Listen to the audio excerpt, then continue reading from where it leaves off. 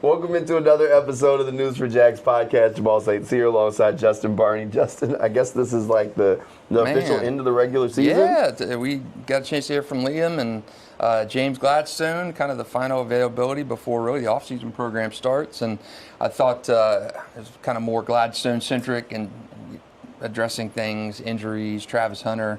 I thought it was interesting that he said, hey, Travis Hunter's we're still going to use him as a two-way player. But look at our depth chart and expiring contracts, and you could kind of gravitate and make assumptions where he would be used more. And of course, that was in the secondary. Sure, yeah. Look, he's going to definitely be a heavy piece there on the cornerback side. And you know what? I think we lean toward a lot of the questions going toward Gladstone because we haven't seen him, right. or really had a chance to talk to him on the record in a while, as opposed to Liam, who you got Sunday, we see him throughout the week. I mean, there were questions sprinkled into him throughout too. But yeah, it was a very Gladstone-centric press conference because, well... Yeah, I mean, the next time you see him is probably going to be at the Combine, right? Well, it won't be at the Combine, but it'll be Combine time. Combine time. Well, because keep in mind, I mean, I guess this is probably way too advanced, but the Rams historically don't go to the Combine. James Gladstone follows that same... He did go last year. He went last year. Last year was different. The expectation is that they won't be going to the Combine this year. So very likely we'll have a press conference in Jacksonville. But I did see, interesting today, when we're talking about draft picks stuff, ESPN rated the draft class earlier today and who got the most and least out of the draft class. You want to guess who the 32 was? Who was the 32? Rams. Really? Rams got the least out of the draft class, and 31 was the Jaguars. Well, maybe it was because they didn't have James Gladstone. Yeah, that's right. You know, you take James Gladstone out of the mix. Look, I don't know. Look, we talked about the Jaguars draft class the last go-round of the podcast, and it's an incomplete grade. Yeah. It is an incomplete grade. It's tough to put a grade on it because so many of the guys were banged up. I asked James Gladstone about evaluating the draft class with the injuries, and he said, it's tough. Injuries are part of the game, blah, blah, blah, blah, blah, and kind of went through all the guys. Mm-hmm. And the one part of the answer that stuck out to me is something I had been saying for a while, and just, they don't want to give all that information about injuries, but he mentioned Wyatt Milam and the knee injury he suffered during the preseason that really hurt his first half of the regular season. And I kept saying, people had asked about Wyatt Milam, I'm like, I don't think he's healthy. And there was just nothing there on the... He was practicing, so you don't have to list it, and he's buried on the depth chart, but he wasn't healthy, and James kind of finally said that and mentioned that in the second half of the season, Wyatt finally got healthy, and that's why he was kind of climbing up as a reserve up the depth chart a little bit, had passed Chuma Edoga and stuff like that. It was because he was finally healthy. Yeah, and you look at a lot of those picks. Let's go through them. I mean, Travis Hunter, we saw what happened with him, he was coming into his own receiver-wise, started off as a good cornerback, injured in week 8, gone for the rest of the year. You had Bashal Tutin, who was the best, I think, of the Jaguars draft pick, 7 total touchdowns. He was probably the most consistent guy. Solid season. Wyatt Milam banged up pretty much all year. Jalen McLeod never saw the field. Ransall never saw the field. Rayon Lane, I mean, not enough time on the field to really kind of determine what he was about. Jack Kaiser ended up injured. Jonah Monheim, 7th-round pick. You got some good usage out of him. LaQuint Allen got some good usage out of him. But not a lot of guys that really performed due to injuries, something that they suffered in camp. I don't think Milam was ever healthy. Just guys that did not get on the field for whatever reason. And James Gladstone said it was certainly disappointing to have that, but you hope rehab and where these guys are in the process of getting healthy will allow them, really, that whole class to be healthy and on the field come OTAs. Yeah, look, I think we'll see. We will see how all the pieces come together, but it's tough to kind of grade that group. And we were talking about it earlier before the podcast started, and you were telling me about the grade. And I said, well, if you think back to what was that? That was the 23 draft class with Anton Harrison, Parker Washington, Antonio John. I mean, going into this season, even if you'd have looked at the draft class, you wouldn't have graded it well. Yeah, you're right. It paid out definitely well, after the rookie year, you wouldn't have given it some crazy grade because most of the guys in that draft class didn't make the roster or didn't play. Anton Harrison was really your one guy, because even Brenton Strange, this is the first year where you saw him as a starter. Right. So, and he was a second-round draft pick. So when you look at the production that some teams get out of their class, so I do think it's natural to compare. I mean, people want to see Travis Hunter thrive and excel and stuff. And when you see guys that are going in like a Tet McMillan, who's probably going to be a Rookie of the Year, when you see him have that instant success, and it's kind of the Trevor philosophy of why does it take guys? Why can Drake May come into a system and be an MVP candidate in year 2, and Trevor, year 5, you're still kind of waiting to get the returns on that investment. So I think it's different for everybody. But yeah, I think when you look at the rookie class overall, and you see some teams getting that instant production, and other teams like the Jaguars, where you got half the guys who are probably not healthy coming out of camp, or season's already over before camp. I mean, I don't think a lot of these guys were healthy coming into the regular season. So I do think it's disappointing, but you make a good point about the 23 class. I mean, Brenton Strange looks like he's going to be a starter for a long time. Parker Washington should get a second contract.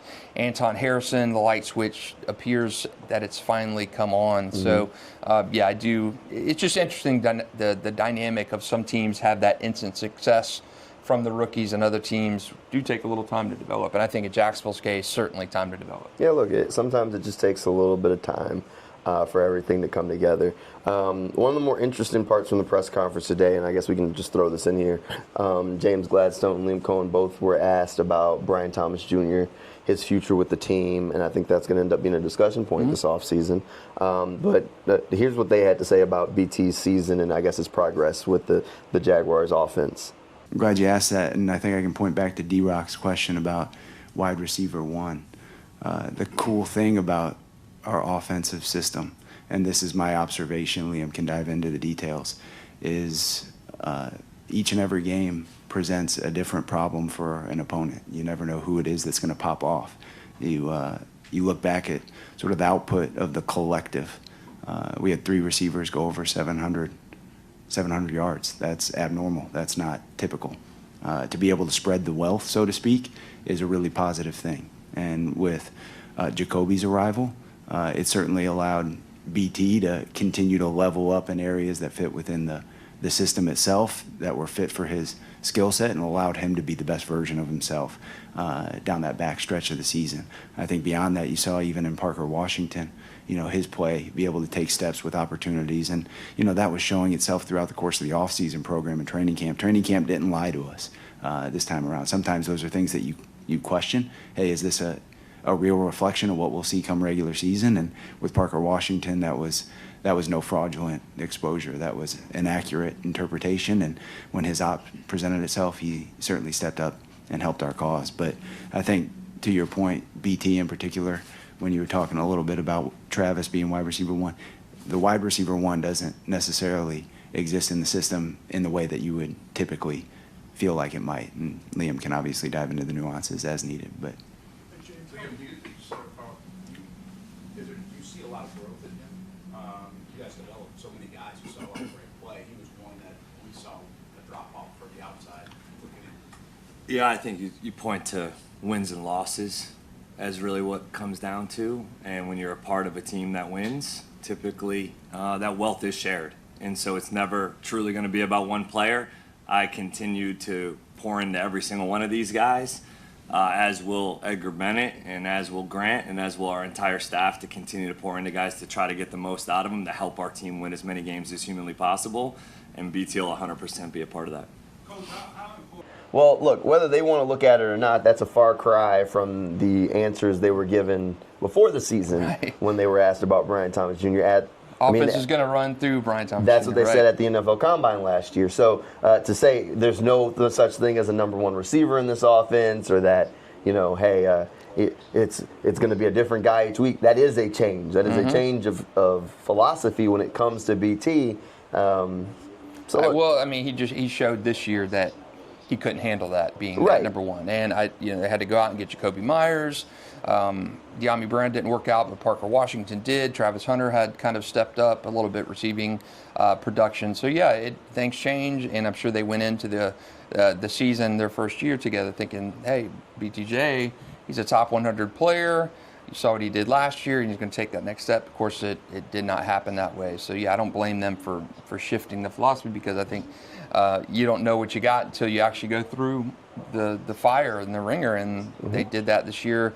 Obviously, BTJ could not shoulder that number one receiver, offense runs through him kind of deal, and they made adjustments, and those adjustments worked out well. I think they're in a better spot receiving-wise heading out of last season than they were when Liam Coen and James Gladstone inherited this team. When the season kicks off, is BT still a Jaguar?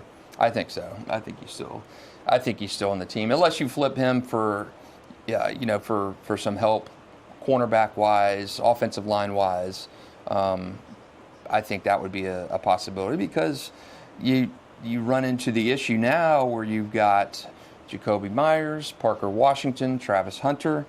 I think there becomes a question of, is there enough touches to go around? And I think that's natural, especially when you factor Brenton Strange. That certainly becomes a question. And at BTJ, if they feel like he is not the guy, I think he's an attractive trade target to dangle in front of somebody. I mean, you trade to get back into the first round. I don't know. I mean, do you flip him to like a Cleveland type team who's now picking in 2 spots in the first round, and you could get a reclamation project in Brian Thomas Jr. to give to your presumptive new quarterback. I think people would probably kick the tires on a BTJ at pick number 24 or 25, but I do think he's probably still on the roster, because I mean, you saw what he could do in his rookie season, and you hope this year was really just an aberration. And it might be, but I do think that's a tough question to answer, because you know Jacoby's going to be here. You know you're going to keep Parker. You know Travis Hunter's back in the mix. Where do you slot him? How do you make that work? Yeah, and I think it's worth risking, I guess, his stock if they know that it's not going to function, right? Because at some point you're not going to be able to still sell high on a guy if he puts together another low-level season. Right, and hey, those rookie contracts are guaranteed through those first 4 years, so BTJ is already getting paid. But I think it just comes down to the question of the return on investment. Are you going to be able to still sell him or get the value out of him at a higher kind of buyer's, a seller's premium in a sense? Sure. Or are you going to has his stock been so damaged with the drops and the inconsistencies this year that you're selling low on him and only being able to get a third-round pick back from him? So I do think there's a little bit of trade-off in what you could get back from him. I mean, if we're talking a first-round pick, I'd probably flip him and start over with a new player that you can pick and is not damaged goods in a sense. But I do think it's what you can get back out of him. What about you? Yeah, look, I think he's going to get moved. I think he's going to get moved. I'll be surprised if he makes it past the deadline as a Jaguar next year. All right. But that's just a feeling. Who knows? Maybe if they start seeing the Brian Thomas or see the vision and say he just needed a little bit more time, then it moves past. But I think as it stands right now, my expectation is he won't finish his rookie contract. I still think you've seen one great season out of him. Again, not under this regime. Right. That's the thing. You saw what he could do. He's still got that top end speed. You got Jacoby Myers and Parker and then Travis. And again, the Travis equation is interesting too, because I think you saw Parker Washington develop that rapport with Trevor. BTJ's never had that rapport with Trevor. He hasn't, and here's the thing. So Brian Thomas's calling card is supposed to be the speed, the downfield. The Jaguars 0 for 2 on passes over 40 yards this season. Yeah. If that's his calling card, 0 for 2. Where's it at? Yeah, Right. where's it at? So, I don't know. Yeah, that was one thing when I saw that stat. I said, "Wow, they really didn't have those like quick strike drives, those one play, and there it is, kind of drives at all. They were just walking." Yeah, and BTJ with Mac Jones last year did have a little bit of that flash, and I don't know. I think it's something to do with the chemistry with Trevor. Trevor's going to be here. He took that growth, that big step with Jacoby Myers, Parker Washington, not as much with Brenton Strange, because Brenton was out a little bit of time, but Brenton has shown that he can be the guy. So to me, I think you start this next season with Parker Washington, Jacoby Myers, and Travis Hunter, and then you figure out where Brian Thomas Jr. fits and if he does fit in this team. Yep. All right. So Going into the offseason, the Jaguars have some salary cap gymnastics they got to do. A little bit. The cap's going to go up a little bit, so they'll have some room. But here's the one thing that I guess is worth noting, and we'll dive into this at some other point. But they don't have a whole lot of guys that they can just cut bait on and save a bunch of money. Yep. It's like $2 million here, $3 million there. I think the largest cap savings they can get from releasing a player is Chuma Edoga. See it, Chuma. Oh no, but it's he's not, not, only like 2.7 million. A guy. It's He's not much. a guy like when you're talking cap savings. You're thinking kind of like a Tyson Campbell type of savings when you move on from somebody. That's what the realization you want to get in a cap savings. Your nickel and diamond, these other guys. So to me, I mean, is a Devon Hamilton worth moving on from? But again, $2.7 million for a release is the most savings you can get from any one player. Okay. That's what I'm saying. Is like there's no major. If I cut this guy, I can free up a bunch of salary cap space. Trent was handing out these ironclad deals. Right. Where now James and company are going to have to figure out how to extend some guys, go through some logistics and jump. So I say that to say, like Liam and James were both asked about the future of Devin Lloyd, of Travis Etienne. It's going to be tough for them to really be competitive with those guys and bring in free agents at possibly other spots. Right. Because of these ironclad deals, there's no wiggle room. There's nowhere to go. I mean, you got Walker Little with making big money. I mean, he's just in year 2 of the contract, basically, that Trent gave him. Armstead. You've got big money deals that a lot of the previous regime handed out and haven't necessarily panned out. And you've got dead money from getting rid of guys like the Tyson Campbell trade. So it will be interesting to see how Liam and James, and to an extent Tony, operate with this money, because you're cleaning up a previous administration's issues in terms of these big money deals that they handed out that should not have been handed out. I still think Eric Armstead was overpaid. I still question why you gave Devon Hamilton that big deal. Can't move on from him. I question why you gave Tyson this mega deal, Walker Little this mega deal. And they took on a bunch of dead money to move on from some of those guys already. I mean, Gabe Davis, they're sitting on dead money from trying to get rid of some of these deals that Trent did. So there's a handful more that it's like, okay, well, you don't want to keep taking on dead money. Yep. So they're in this weird space right now. So I say that to say a little bit, Devin, Travis Etienne. I think those guys are gone. Very likely gone, because there will be a market for the services. Yep. Travis, you at least have a shot at, because there are a handful of running backs on the market that might depress the pay a little bit. And you're not talking, I mean, Derrick Henry kind of money for Travis Etienne. I mean, Etienne, for what he's been worth, 9-10 per. Yeah, and Travis Etienne has had 2 good years in Jacksonville and 3 other ones that were just kind of like, he missed his rookie year, completely missed his rookie year.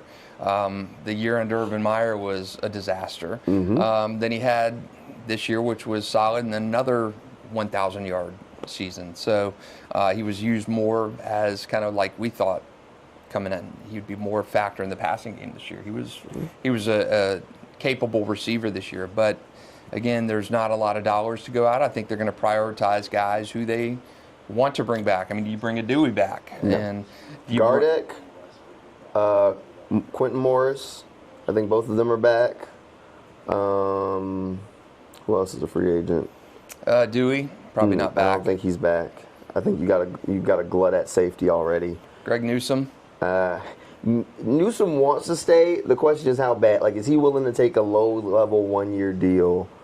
Like, in my mind, if he says, hey, I didn't play that well this season, would he take a 1-year, $6 or $7 million? Then maybe he's back. I think him and Buster are going to be interesting, because you're going to want to bring at least one of the 2 of them back, right? So can you keep 1 or 2 of them? And I think in that mind, I think Newsome's probably going to be cheaper than Buster. But maybe Buster's not. Maybe the league doesn't see him the same way, because it was just kind of 1 year of production for him. And Newsome does have the draft pedigree. I don't know. It'll be interesting, but I think you try and keep one of them, whoever's cheaper. I think you keep the 2. I think Morris, Gardeck are both back. I think you move on from Edoga. I think you move on from Johnny Munt. Oh, Man, that hurts. Maybe that hurts. Hunter Long. Oh, you save a another little one. bit of money if you Yeah. move on from Hunter Long. But again, we're talking nickels. You're nickel and diming it just to free up some space here, because you do still have to have salary cap room for your draft class, and if you want to re-sign your own guys, or if you want to bring in anybody else. But I'm anticipating, and we've said it here on the podcast before, the free agency is going to be very much the Dennis Gardeck's of the world, the Eric Murray's of the world, these. You may not a household name, but maybe they feel like he's a quality football player who's able to come in and bring leadership and intangibles and play some good ball for him. Like Gardeck, I wasn't familiar with his game, but he was key. He was good. Eric Murray, I wasn't familiar with his game, but he was a big part. Another guy on the wrong side of 30, but still got some production. I mean, without that neck injury, I think he would have been in that lineup all season. I thought he was a solid addition. But again, those are guys that are not making that big money. The Walker Little kind of deals. And if he's a backup next year, he's not like he's highly paid. And there should be competition at safety. Ransaw's healthy, so he'll already be in house. Antonio Johnson's going to be going into it, trying to take another step in his career. Can he lock down a starting lineup job? You drafted Rayon Lane last year. He played some safety snaps. Can he show he can be more than a special teams guy? Maybe. And then this offseason, what do you do? Do you replace Dewey with another veteran guy that can come in and compete, or do you try and just draft another rookie at some point during maybe the third day or second day of the draft and say, hey, come in and compete? I think there's options. All right, so one last thing before we kind of wrap this up. I think we talked about it a little bit last go around. If you could keep one of the two, whether it's Devin or Travis, which one would it be? I'd probably keep Travis. It's just like what you're going to have to pay Devin Lloyd. He's going to make money on the open market coming off this season, and I think it's more important to me. I mean, he's got Foyer in that linebacking room. Yeah. So I just think it's going to be more important because you're going to have Bashal Tootin and LaQuint Allen and nothing else back there. So I think Travis, what he brings, the comfort to Trevor and how the offense looked with him in it this year, I think you got to commit to Etienne over Devin. I'm with you. Yeah, you'd roll with Etienne if you could pick between the two. All right, if you lose both, I feel like Ventrell Miller is your natural replacement for Devin Lloyd. At running back, comfort level with Tootin, do you hit free agency looking for a replacement, or do you draft a replacement? I'd probably lean toward free agency if I could, trying to find a veteran guy. But I don't know. You got unless Rashad White's a free agent though from Tampa. Yeah, but I feel like he's a clone. He's a LaQuint Allen kind of vein. I think you go because you're talking second-year guys in the backfield. You feel comfortable relying on those guys, or do you need that veteran? I would say veteran if you can't bring Travis back. Yeah. All right, that'll do it for this episode of the News4JAX podcast, and we'll see you guys next time.